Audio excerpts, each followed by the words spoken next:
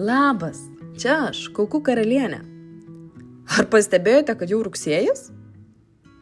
Aš tai pastebėjau, nes vėl į mano kiemą sugrįžo rūkai.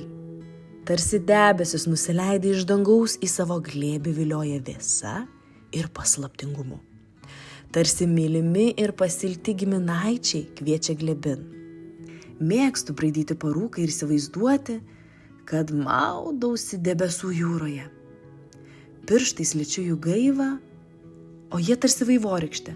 Priartėjus visai čia pat, pabėga.